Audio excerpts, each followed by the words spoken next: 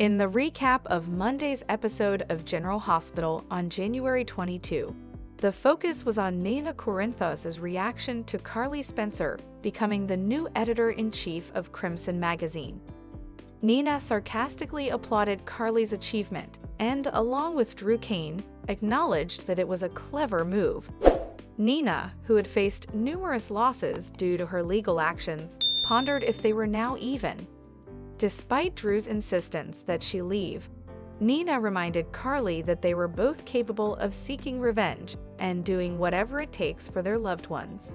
Before departing, Nina sarcastically wished Carly and Drew luck in running the magazine, leaving Carly feeling anxious about the possibility of failure. She confided in Drew about their true motive, which was to retaliate against Nina. The initial plan was for Carly to temporarily take charge until a more qualified person was hired, but Drew insisted that Carly would be great at running the magazine and should continue in the position. Carly didn't want to give up her role at Bobby's, so Drew promised to support her decision to walk away if it became too overwhelming.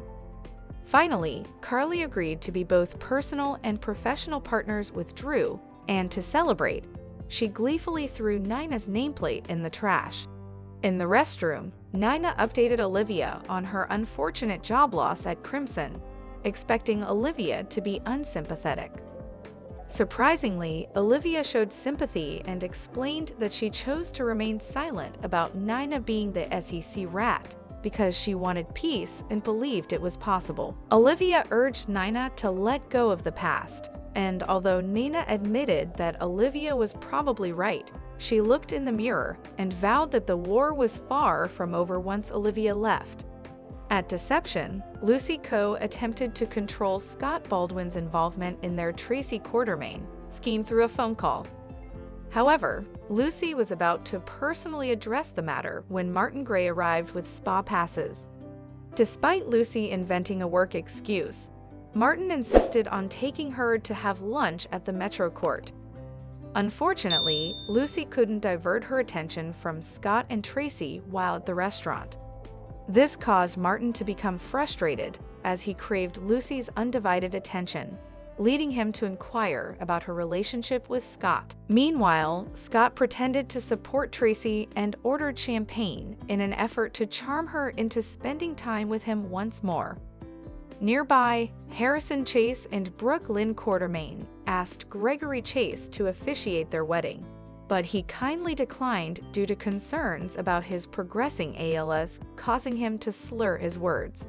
Brooke Lynn and Chase managed to persuade Gregory that being perfect was not necessary, so he ultimately agreed as long as they had another officiant lined up as a backup, just to be safe. At General Hospital, Laura Spencer encouraged Spencer Cassadine to stay where he was and answer Dante Falconeri's questions. Dante arrived and discovered that Spencer had allowed Nicholas Cassadine to take Ace Cassadine, but Spencer argued that it was not a kidnapping. After some discussion, Dante agreed that both parents had custody rights in the state of New York, but he also pointed out potential issues since Nicholas did not have permission from Esme Prince.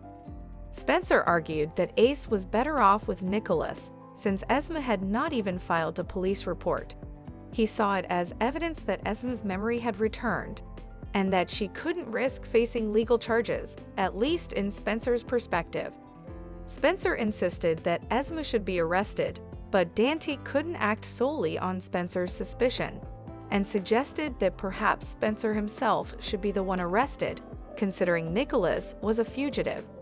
Spencer made some mocking remarks about Sonny Corinthos' profession, and implied that Dante should understand having a complex father. Despite this, Dan chose not to arrest Spencer, but informed him that he was putting out an APB for Nicholas and needed to obtain Esme's statement. Once Dante left, Laura acknowledged that Spencer's concerns were valid, given the potential danger if Esme's memories had indeed returned. In Pentonville, Esme confided in Heather Weber about Nicholas stealing Ace and Cyrus Renault, offering no real assistance. Seeking advice, Esme asked Heather what to do, to which Heather suggested that she should run and keep running. Heather warned her that if she didn't, she could face trial for past crimes and end up in prison. Esme, however, decided to stay with Ace, refusing to abandon him like Heather had once abandoned her. Heather argued that she had made the best decision for her daughter at the time. Convinced that Nicholas wouldn't harm Ace, Heather promised to escape and help Esme locate her son. Esme refused to simply watch as Spencer and Trina Robinson rode off together, even though she denied feeling any jealousy. Instead, she claimed to only desire payback. Despite Heather's assurance that she would support Esme in obtaining her revenge, she warned that it would require patience and a long-term approach. However, Esme was not willing to wait and appeared resolute as she left. Heather called out to Esme in an attempt to prevent her from leaving, but her efforts were in vain.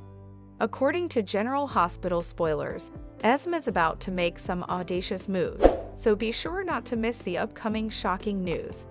Thanks for watching these videos. Please hit the subscribe button for more updated news.